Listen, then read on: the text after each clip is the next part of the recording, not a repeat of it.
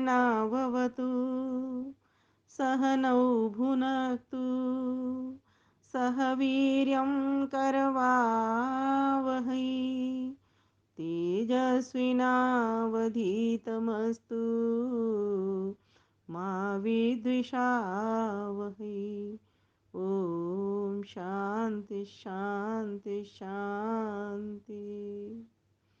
सम्माननीय विद्यार्थीगण, सादर सप्रेम नमस्ते। सत्याप्रकाश चतुर्समोल्लास का अध्ययन चल रहा है और हमने अब तक 23 भाग कर लिए। 23वें भाग में हमने जाना था कि किस प्रकार का हमारा चाल चलन होना चाहिए, किनके साथ हम झगड़ा न करें। तो यज्ञ का जो करनेहारा होता है, ऋत्विक, पुरोहित, आचार्य, मामा, मासी, ऐसे रिश्ते नाते वाले लोग जो हमारे आश्रित हैं, ऐसे लोग जो बीमार हैं, वृद्ध हैं, ऐसे लोग, और जो वैद्य आदि हैं, अपने गोत्र के लोग हैं, अपने वर्ण के लोग हैं, सास ससुर आदि हैं, मित्र बंधु बांधव हैं, इनके साथ माता पिता हैं, भाई बहन हैं, है ना, और कन्या हैं, सेवक, स्त्री, इनके साथ कभी भी हम इनके विरुद्ध लड़ाई झगड़ा न करें। ये हमने पिछले भाग में जाना था। और हमने यह भी जाना था कि किसको दान देना चाहिए, कौन सी जगह पर दिया गया दान सार्थक होता है ना, और कब नाश होता है, जब दानदाता का और दान लेने वाले का। तो हमने यह भी जाना था। आज हम जानेंगे पाखंडियों के लक्षण क्या, भाग 24 में। तो आइए मनुस्मृति के प्रमाण द्वारा महर्षि आनंद सरस्वती हमको समझाना चाह रहे हैं। मनुस्मृति 4था अध्याय 195 और 196 दो श्लोक बताए हैं यहाँ पर पाखंडियों के लक्षण के लिए, कि पाखंडी लोगों की पहचान क्या है, कैसे उनको जानें, क्या उनका लक्षण है, क्या उनके भीतर विशेषता होती है जिससे पता लगता है कि वो अच्छे लोगों से दूर हैं। तो आइए पढ़ते हैं, आप भी पढ़ेंगे मेरे साथ, आप बोलेंगे अवश्य।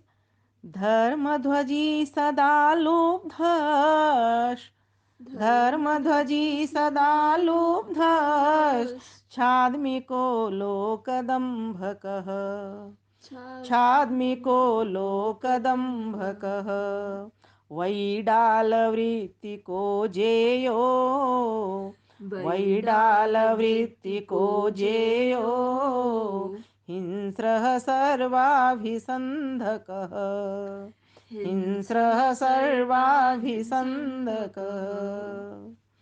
अधो दृष्टिर्नैष्कृतिकः,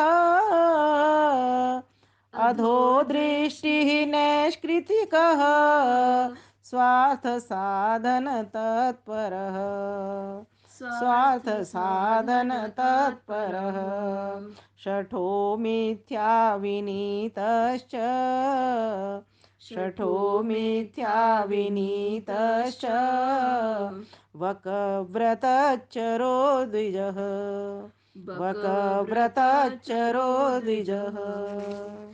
तो इसके भीतर बताया गया कि धर्मध्वजी कौन होते हैं, किसको कहते हैं धर्मध्वजी। तो कहा धर्म तो कुछ भी न करें, परंतु धर्म के नाम से लोगों को ठगे। ठीक बात है।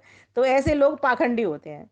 नाम तो है धर्मध्वजी है, और लेकिन कर रहे एक भी धर्म का काम नहीं है, धर्म के नाम पर लोगों को ठगने में लगे हुए हैं। बहुत सारी धर्म के ठेकेदार ऐसे होते हैं, बड़ी बड़ी दुकान लगा लेते हैं वो, लेकिन धर्म का एक भी वहां से काम नहीं होता। तो ऐसे लोग पाखंडी होते हैं। पाखंडी मतलब जो प्रदर्शन तो कर रहे हैं लेकिन अंदर से कुछ भी नहीं वो काम कर रहे हैं। अब दूसरा बताया यहाँ पर सदा लुब्ध है। सदा लुब्ध का अर्थ होता है जो सदा लोभ में बना रहता है, अर्थात सर्वदा लोभ से युक्त, तो वे भी पाखंडी होते हैं। छादमिक, जो छद्म करते हैं अर्थात कपटी लोग होते हैं। लोकदम्भ का अर्थात संसारी मनुष्यों के सामने अपनी बड़ाई के गपोड़े मारने वाले लोग होते हैं। तो ऐसे अपनी बड़ाई करते रहते हैं सारा दिन, करना धरना कुछ है नहीं, बस अपनी तारीफें तारीफें करते रहते हैं, बस अपने नाम की उन्हें चिंता लगी रहती है। तो ऐसे लोक दंभक लोग होते हैं। फिर कहा हिंस्रः, हिंसा करने वाले लोग, प्राणियों के घातक, प्राणियों को मारने वाले, चोट पहुंचाने वाले और अन्य से वैर बुद्धि रखने वाले, ऐसे लोग पाखंडी होते हैं।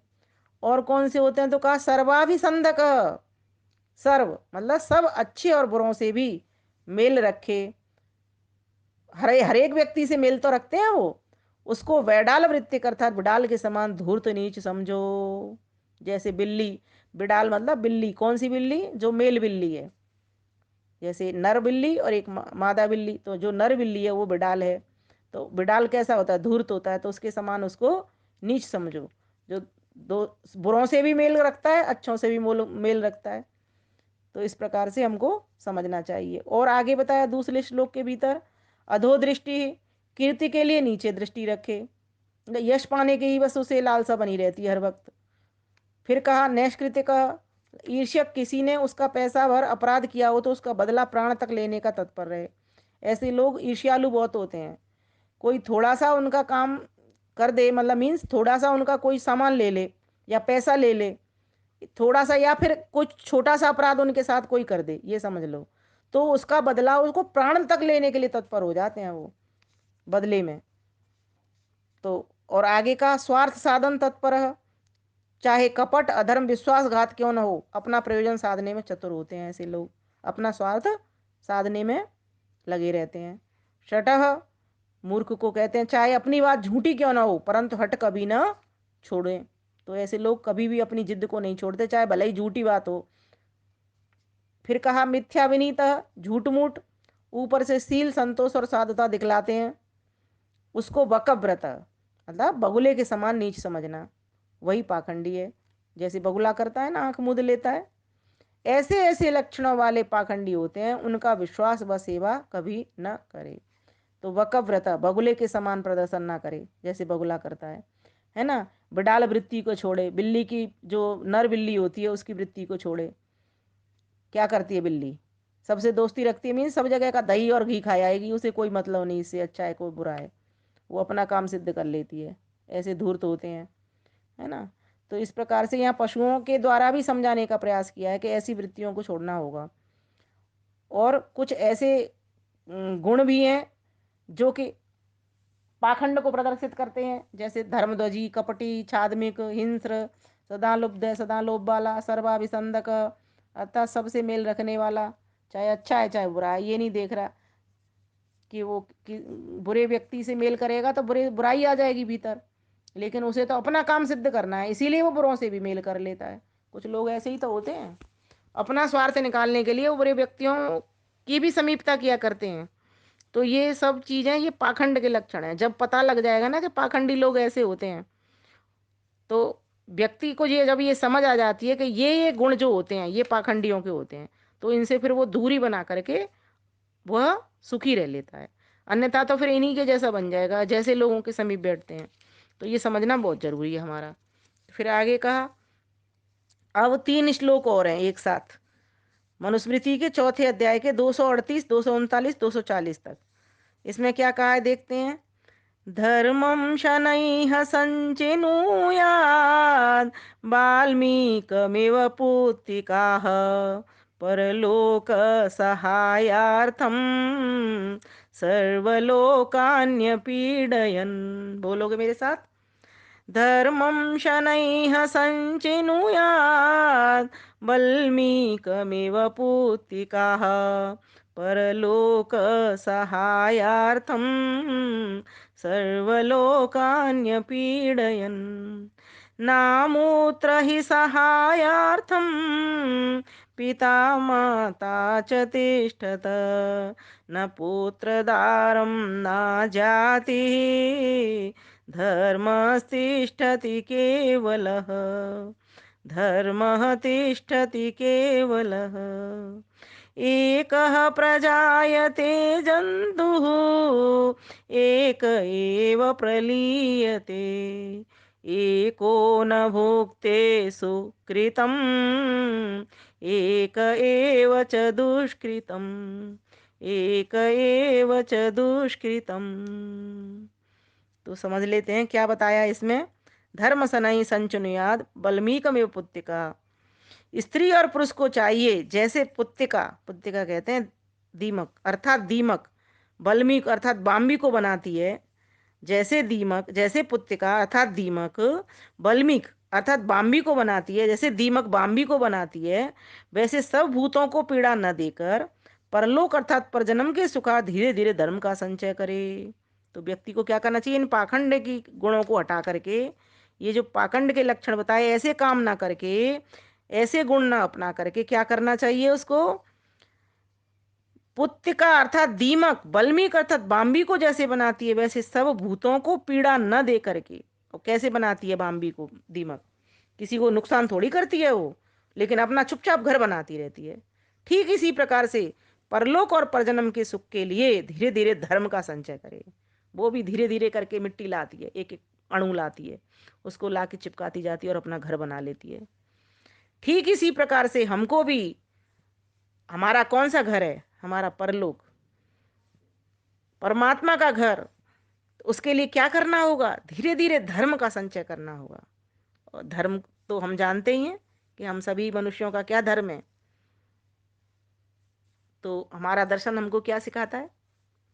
यतो अभ्युदय निश्रेयस सिद्धि सधर्म। जिससे इस लोक और परलोक की सिद्धि हो, उसको धर्म कहते हैं।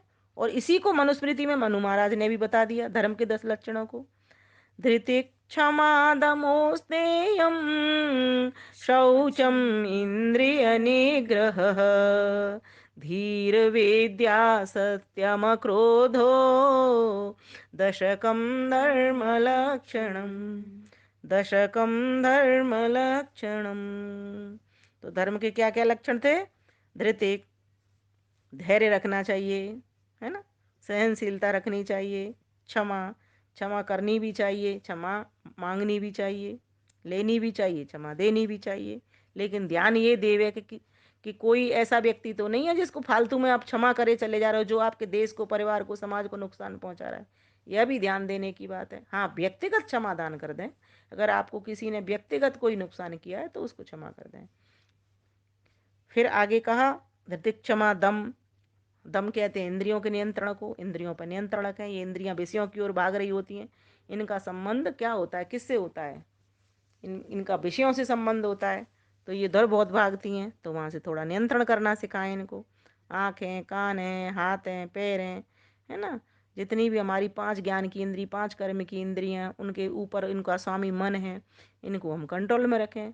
धृति क्षमा दम अस्तेय, अपने आप को चोरी से बचाएं, बिना पूछे किसी का सामान ना ग्रहण करें, है ना।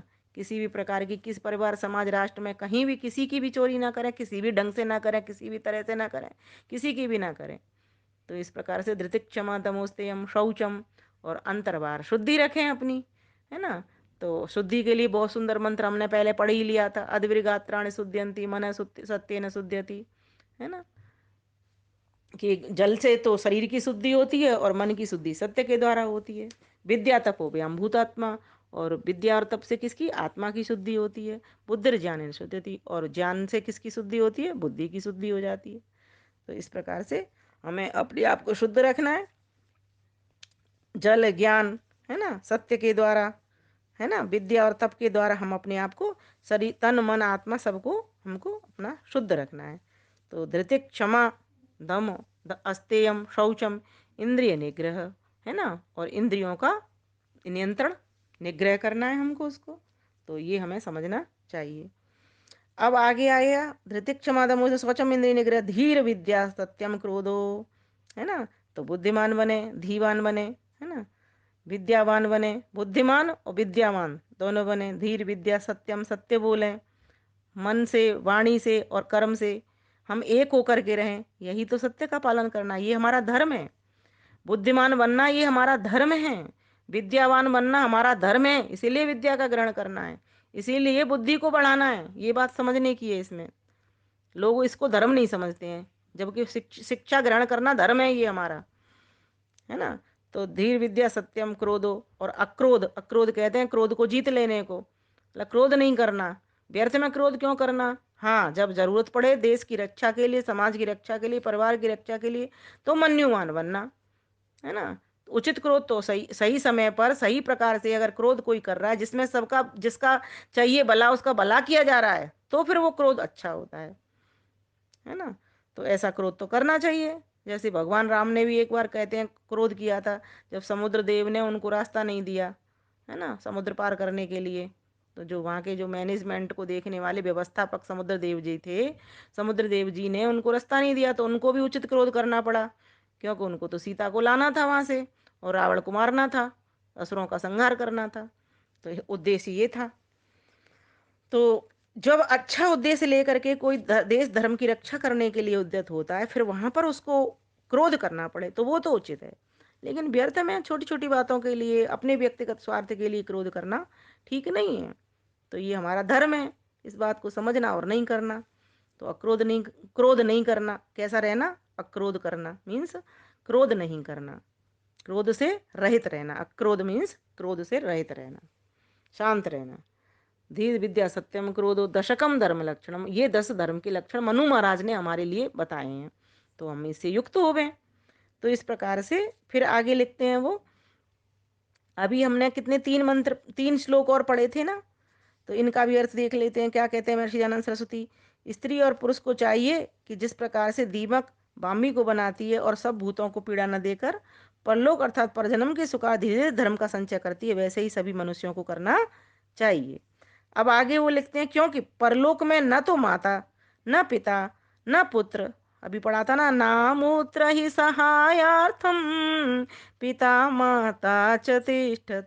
क्योंकि परलोक में न माता, न पिता, न पुत्र, न स्त्री, है ना, न पुत्र दारम, न जाति, और न जाति सहाय कर सकते हैं। किंतु कौन सहायक होता है? धर्म तिष्ठत केवल, केवल धर्म ही वहां पर सहायक होता है। ये श्लोक याद कर लेना, निशान लगा लीजिए इस पर। नामुत्र ही सहायार्थम पिता माता च तिष्ठत, न पुत्रदारम न ज्ञाते, धर्मा तिष्ठत केवल, केवल धर्म ही वहां पर साथ जाता है व्यक्ति के, बाकी के सब तो यहीं रह जाते हैं। फिर आगे एक और कहा, एक प्रजायते जंतु एक एव प्रलीयते, एको न भुंक्ते सुकृतम एक एव च दुष्कृतम। देखिए अकेला ही जीव जन्म और मरण को प्राप्त होता, एक प्रजाते जंतु। देखिए एक अकेला ही जीव जन्म और मरण को प्राप्त होता, एक ही धर्म का फल सुख और अधर्म के दुख रूप फल को भोगता है। अकेला ही व्यक्ति अपने कर्मों का फल स्वयं ही भोगता है ना। तो ये बात भी समझने की है। इसीलिए यह भी समझ लो कि कुटुंब में एक पुरुष, फिर 2 श्लोक और यहाँ पर दिए हैं, इनको भी मैं पूरा कर देती हूँ अभी। एक पापानि कुरुते फलं भुक्ते महाजन, भोक्तारो विप्रमुच्यन्ते कर्ता दोषेण लिप्यते। यह महाभारत उद्योग पर्व से लिया गया है। प्रजागर पर्व 1 अध्याय 33 और श्लोक संख्या 41, ये आप देख सकते हैं सत्यात प्रकाश के अंदर। यह भी समझ लो कि एक पापानि कुरुते, कि कुटुंब में एक पुरुष पाप करके पदार्थ लाता है, एक व्यक्ति की कमाई लाता है, और महाजन अर्थात सब कुटुंब उसको भोगता है। तो भोगने वाले दोषी नहीं होते, किंतु अधर्म का कर्ता ही दोष का भागी होता है, ये समझने की बात है। अगर कोई घर का एक मेंबर भी अगर कोई पाप का की कमाई करके ला रहा है घर में, पाप के द्वारा कोई वस्तु लेकर के आ रहा है घर में, और सब उसका उपभोग कर रहे हैं, तो उपभोग करने वालों की गलती नहीं है। भोक्ता कौन होगा? भोक्ता वो होगा जो करके ला रहा है, उसको कर्म का फल प्राप्त होगा। तो यहाँ पर थोड़ा सा कर्म के ऊपर भी प्रकाश डाल दिया गया है। आगे एक और श्लोक देख लेते हैं, फिर वाणी को विराम करेंगे। मृतम शरीरम उत्सृज्य काष्ठलोष्ट समम क्षितौ विमुखा बांधवा यान्ति धर्मस्तमनुगच्छति, धर्मः तमनुगच्छति। तो कहा कि जब कोई किसी का संबंधी मर जाता है, उसको लकड़े मट्टी के डेले के समान भूमि में छोड़कर पीठ दे बंधु वर्ग विमुख होकर के चले जाते हैं, कोई उसके साथ जाने वाला नहीं होता, किंतु एक धर्म ही उसका संगी होता है। और ये सच्चाई भी है, और हम ये देख भी रहे हैं संसार में कि कोई भी वस्तु सब यहीं की यहीं धरा रह जाता है। तो आइए गीत गा लेते हैं।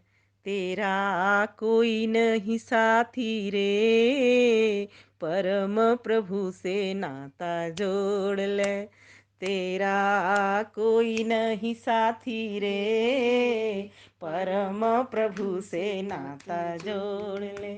खटिया तक की माता स्वाति, श्वास चले तक भाई, खटिया तक की माता साथी, श्वास चले तक भाई, धन दौलत जीते तक साथी, धन दौलत जीते तक साथी, फिर हो जाए पराई रह जाए रथ घोड़ा हाथी रे, परम प्रभु से नाता जोड़ ले, तेरा कोई नहीं साथी रे, परम प्रभु से नाता जोड़ ले।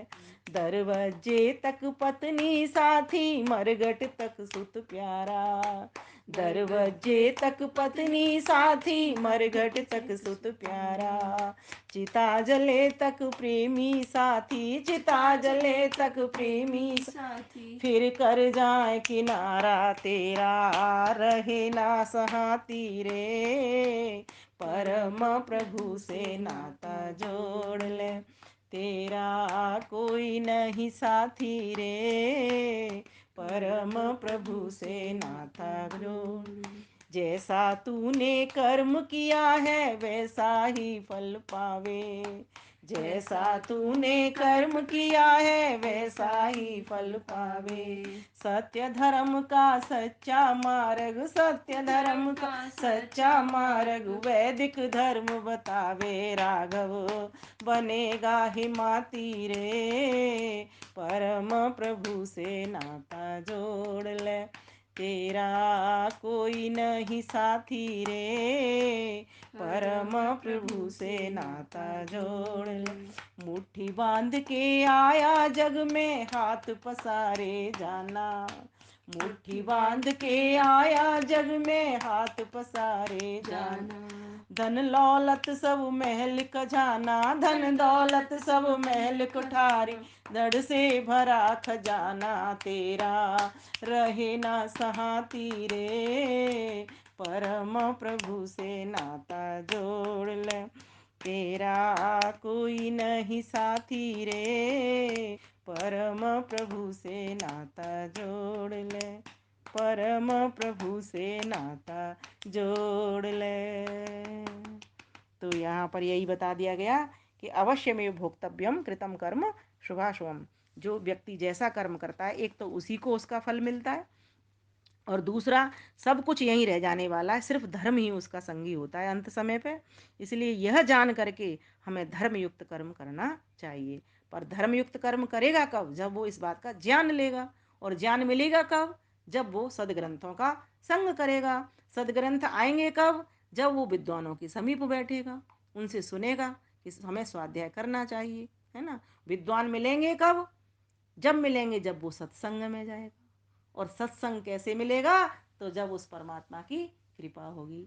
तो परमात्मा की कृपा होगी कब? जब स्वयं की स्वयं पर कृपा होगी। इसीलिए उद्यम तो करना ही होगा, धर्म की ओर तो बढ़ना ही होगा, ज्ञान की ओर तो बढ़ना ही होगा, तभी परमानंद है। तो आज के लिए इतना ही। आप सभी ने श्लोकों को याद करें, बड़े सुंदर सुंदर हैं। इसमें दो तो बहुत ही सुंदर हैं। देखो, वैसे तो सभी बहुत अच्छे हैं, लेकिन अभी याद करने के लिए आपके लिए नामोत्तर ही सहायतार्थम पिता माता च तिष्ठता, एक तो ये वाला कर लें, है ना।